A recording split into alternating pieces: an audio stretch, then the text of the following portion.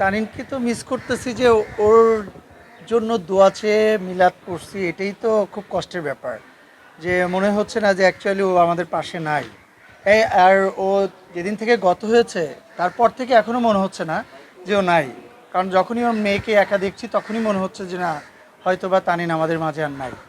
তা যাই হোক, আজকে আমি ধন্যবাদ জানাবো আমাদের রঞ্জু ভাই, রুল ভাই থেকে শুরু করে আরও যারা আছেন, বাবু ভাই, দিবান্তর ভাই থেকে শুরু করে আরও যারা আছেন, তারা আজকে মিলাদের আয়োজনটা করেছিলেন। আমরা তাদের পাশে থেকেছি এবং আমরা অংশগ্রহণ করেছি।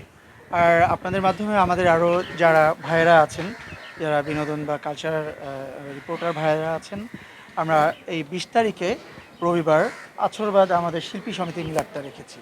সো আমরা আপনাদেরকে কর্ডিয়ালি রিকোয়েস্ট করব যে আপনারা ইনশাল্লাহ সবাই এসে আমাদের মিলাদে উপস্থিত হবেন। সমস্যা ছিল এরকম কিছু না, আপনারা জানেন যে মিশা ভাই দেশের বাইরে।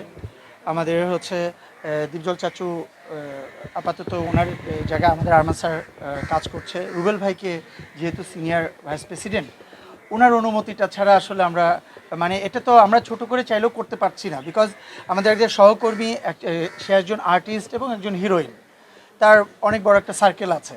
সো আমরা প্রতি মাসে যে টাইপের মিলাদ আমরা করে থাকি, যে আমরা একটা SMS করে নর্মালি জাস্ট বলে দিই যে আজকে আমাদের মিলাদ আছে, মাসিক মিলাদ। সো এইটা তো আমরা ওইভাবে মাসিক মিলাদ হিসাবে করতে পারছি না, আমাদের সবাইকে জানাতে হবে, SMS করতে হবে, ফোন করতে হবে। তো এটার জন্য আমাদের একটু টাইম লেগে গেছে। বাট যে টাইমটা লেগেছে চাইলে আমরা একটু আগে করতে পারতাম, বাট সেটা আমরা ব্যর্থ। আই থিঙ্ক আমি যেটা মনে করি, যেহেতু আমাদের আরও সিনিয়র যারা ছিলেন ওনাদের সাথে কানেক্ট করতে পারি নাই। আর আপনারা জানেন যে একটা অ্যাসোসিয়েশনে এক্সিকিউটিভ কমিটির সিদ্ধান্ত ছাড়া কোনো সিদ্ধান্ত চাইলে প্রেসিডেন্ট একাও নিতে পারে না। তা সেক্ষেত্রে আমি অর্গানাইজ সেক্রেটারি আসলে করতে পারি না। জাস্ট আপনাদেরকে 20 তারিখ রবিবার ইনভাইট করলাম এবং আপনারা সবাই তানিনের জন্য দোয়া করবেন। কিন্তু অনেক স্মৃতি ভাই, এটা বলার মতো না। অনেক স্মৃতি বলতে গেলে অনেক সময় হতো না রে, রাত 12টা বেজে গেছে, ওকে জানায়নি, কিন্তু আমার আরও ফ্রেন্ড শিপন জন থেকে শুরু করে আরও ফ্রেন্ডরা সব হুট করে বাসায় চলে আসছে। তো তখন ছেলে মানুষ, ওরা হয়তো বা একটা পিকচার আপলোড করছে, ওরা 3টার সময় ফোন দিয়ে গালাগালি শুরু করবে, বন্ধুত্বে গালাগালি যেটা হয় আপনার। হ্যাঁ, আমরা বন্ধু না, ওরাই বন্ধু। আমাকে একবার জানানো, অবশ্য ওর বাসা আমার বাসা থেকে ধরতে গেলে 4টা বিল্ডিং পরেই।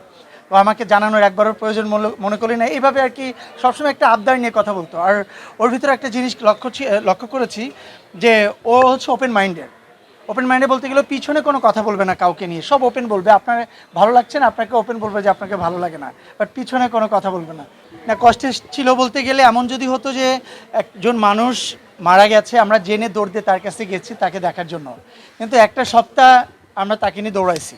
একটা সপ্তাহ সমস্ত ডক্টরদেরকে আমরা মিটিং করেছি, বিভিন্ন জায়গায় ট্রাই করেছি, বিভিন্নভাবে বড় বড় ডক্টরদের সাথে কথা বলেছি, এবং আমরা জানতেছি যে লোকটার মানে এখন পর্যন্ত শ্বাস নিচ্ছে, শ্বাস আছে, সে নিশ্চয়ই ব্যাক করবে।